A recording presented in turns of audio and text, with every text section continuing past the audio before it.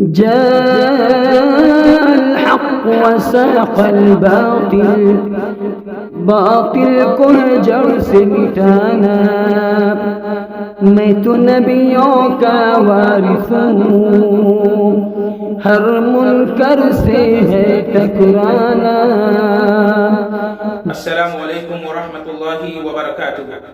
حامد و مسلین اما بعد، میرے پیارے بھائیوں، اس سے ماقبل ایپیسوڈ میں جاہلیت کے سائیڈ ایفیکٹس اور ان کا علاج کے حوالے سے 2 ایپیسوڈ ملاحظہ کیے۔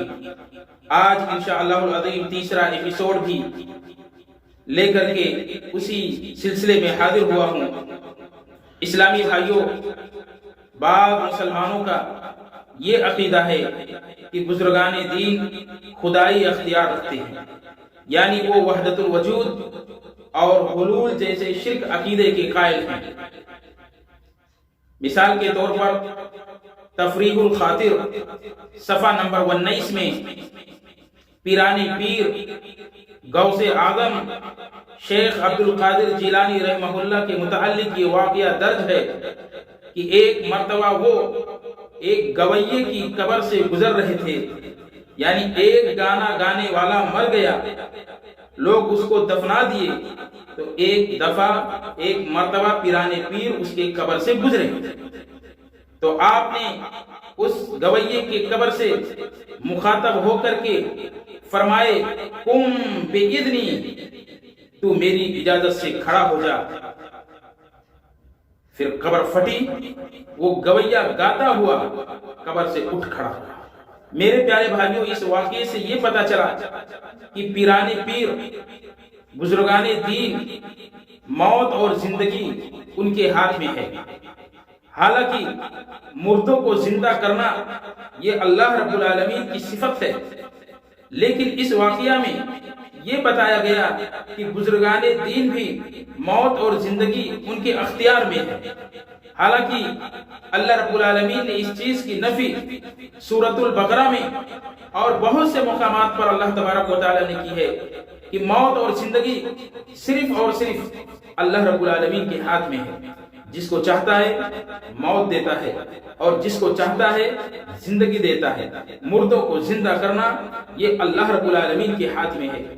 آپ لوگوں کو معلوم ہوگا حضرت ابراہیم علیہ السلام کے سلسلے میں، حضرت ابراہیم علیہ السلام کے بارے میں آپ تمام لوگوں کو معلوم ہوگا کہ نمرود جب خدائی کا دعویٰ کر بیٹھا تو ابراہیم علیہ السلام کے بارے میں اس نے سنا کہ وہ مجھے خدا نہیں مانتے ہیں، وہ مجھے رب نہیں مانتے ہیں، تو اس نے ابراہیم علیہ السلام کو اپنے دربار میں طلب کیا۔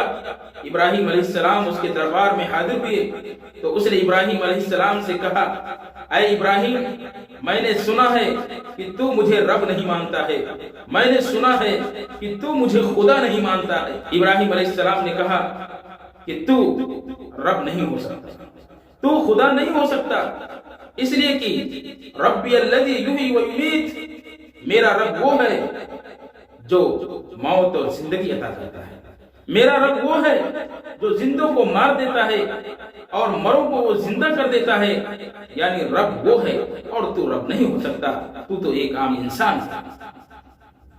تو میرے پیارے بھائیوں، اس مناظرہ سے یہ بات نکل کر کے میرے سامنے آ گئی کہ موت اور زندگی اللہ رب العالمین کے ہاتھ میں ہے۔ اب یہ عقیدہ رکھنا کہ بزرگان دین بھی موت اور زندگی عطا کرتے ہیں تو یہ ایک بہت بڑا شرک ہے اور جہالت ہے۔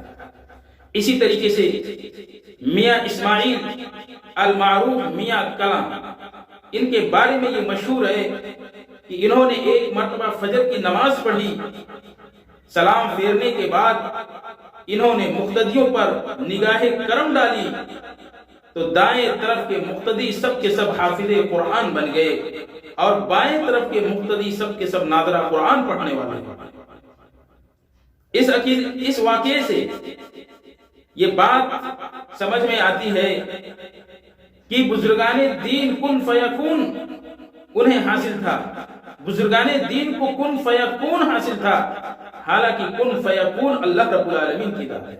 اللہ رب العالمین جو چیز کرنا چاہتا ہے تو وہ کہتا ہے کن فیکون، بی اٹ واز، یعنی اللہ رب العالمین کہتا ہے ہو جا تو وہ چیز ہو جاتی ہے، یہ اللہ رب العالمین کے اختیار میں ہے۔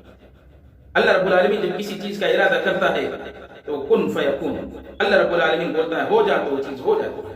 لیکن یہاں پر آپ غور کریں کہ میاں اسماعیل لاہوری اپنے دائیں طرف نگاہ کرم کرتے تو سب کے سب حافظ قرآن، بائیں طرف کرتے ہیں تو سب کے سب ناظرہ قرآن پڑھنے والے ہو جاتے ہیں۔ تو میرے پیارے بھائیوں، اگر ہم اس طرح کا عقیدہ رکھتے ہیں جو اللہ رب العالمین کے اختیار میں ہے، جو اللہ رب العالمین کے اوصاف و صفات میں سے ہے، اگر ہم یہ عقیدہ رکھتے ہیں کہ یہ پیرانے پیر کو بھی یہ چیزیں حاصل تھیں، تو یہ ایک بہت بڑا شرک ہے، یہ جہالت ہے، لا علمی ہے، اللہ رب العالمین کے ساتھ ایک بہت بڑا ظلم ہے۔ اس کا علاج یہ ہے کہ ہم قرآن و سنت کا بغور مطالعہ کریں اور جو شرک کی چیزیں ہیں ان سے دور رہیں۔